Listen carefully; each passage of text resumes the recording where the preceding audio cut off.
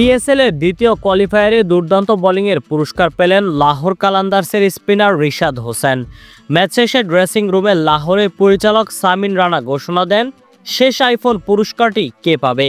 চুপচাপ পরিবেশে হঠাৎ বেশি আসে একটি নাম, রিশাদ। 3 ওভারে 34 রান দিয়ে সাদাব খান, সালমান আগা ও নিশামকে আউট করে দলকে বড় সুবিধা এনে দেন তিনি। এ ম্যাচে রিশাদ খেলেছেন জামান খানের জায়গায়, যা ছিল কঠিন কিন্তু সঠিক সিদ্ধান্ত। পুরস্কার তুলে দিতে গিয়ে সামিন রানা বলেন, তুমি আমাদের গর্বিত করেছ, চাপের মধ্যে বড় উইকেট নিয়েছ। শেষে ভালোবাসার বার্তাও দেন, আমি তোমাকে ভালোবাসি। এ পর্যন্ত 6 ম্যাচে 12 উইকেট নিয়েছেন রিশাদ হোসেন। রান খরচ করেছেন ওভার প্রতি 9.10। সেই ম্যাচে আইফোন জিতেছেন আরও 3 জন, সালমান মির্জা এবং ব্যাটার কুশাল পেরেরা ও মোহাম্মদ নাইম। প্রিয় দর্শক, গতকালকে রিশাদ হোসেনের বোলিং আপনাদের কাছে কেমন লাগলো তা অবশ্যই আমাদেরকে কমেন্ট করে জানান।